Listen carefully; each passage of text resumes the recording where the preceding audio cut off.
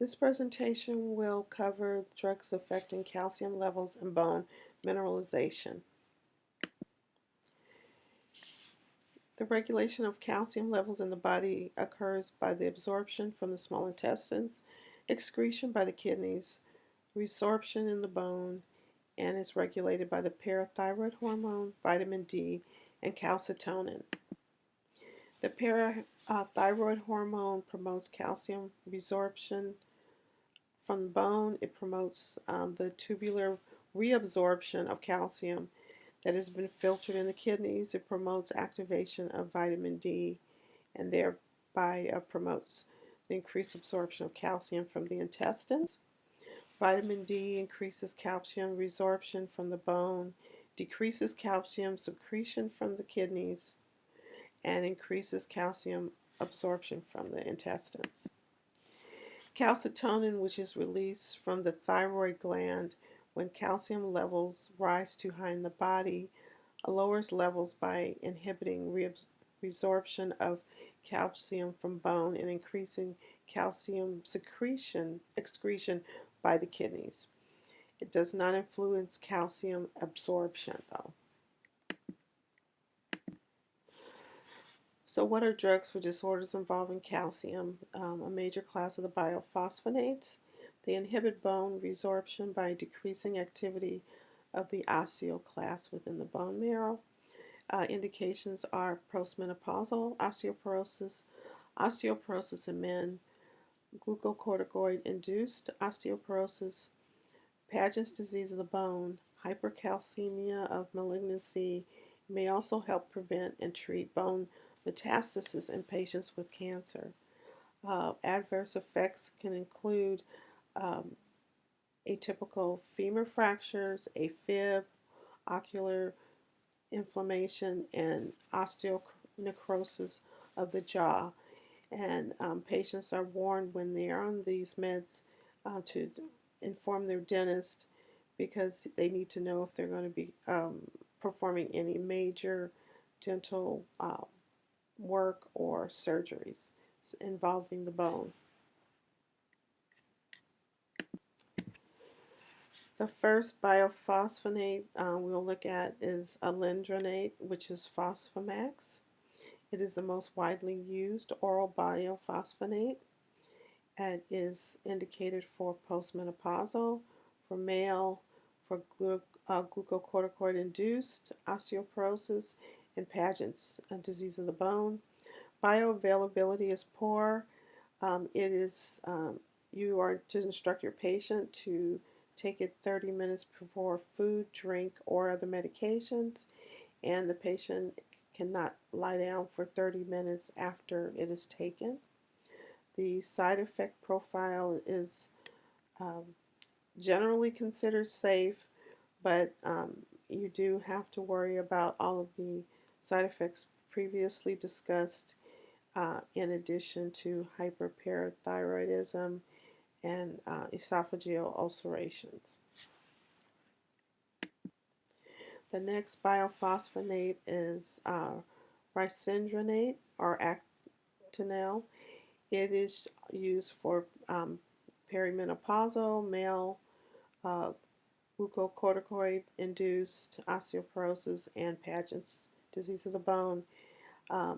Its side effects also include arthralgias, diarrhea, headache, rash, nausea, flu-like syndrome, esophagitis, and then the others that have been previously discussed. The next biophosphonate would be abandronate, which is Boniva. It is used for prevention and treatment of postmenopausal osteoporosis only, and it is given once a month or once every 3 months, depending on the formulation.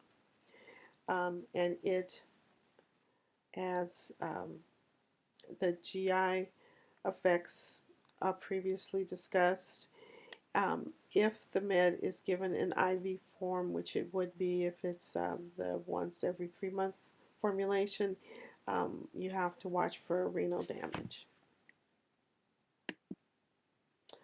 The last of the biophosphonates discussed here will be diludronate, and it's used only for Paget's disease of the bone with similar side effect profile. The next class would be the selective estrogen receptor modulators, and raloxifene or Evista is in this class. It is structurally similar to estrogen and binds with the estrogen receptors. It's used for osteoporosis and for breast cancer. And major side effects here would include DVTs, pulmonary emboli, stroke, and there would be fetal harm if taken during pregnancy.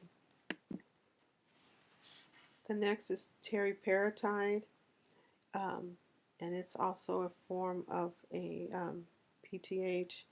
It is produced by recombinant DNA. It's the only drug that increases bone formation, generally well tolerated with some GI, headache, backache, and leg cramps possible.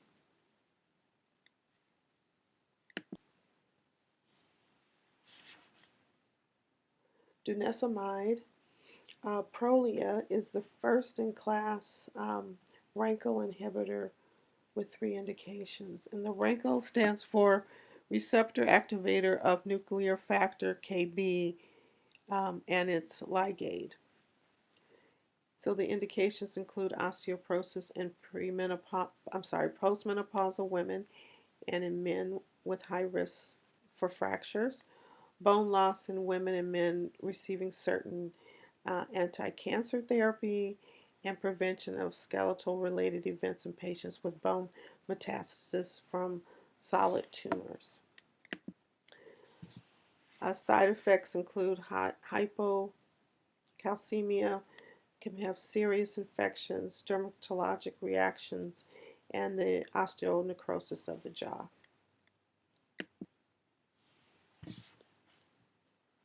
So what is osteoporosis? Osteoporosis is the most common disorder of the calcium metabolism. It causes low bone mass and increased bone fragility. The primary prevention is calcium, vitamin D, and lifestyle, such as weight-bearing exercises, watching your weight, not smoking.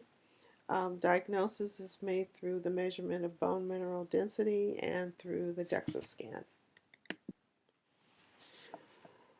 So treating osteoporosis in women, you want to use the estrogen, the raloxifene, the biophosphonates, calcitonin, denosumide, and have sufficient intake of calcium and vitamin D, and use agents that promote bone formation and agents that reduce fractures.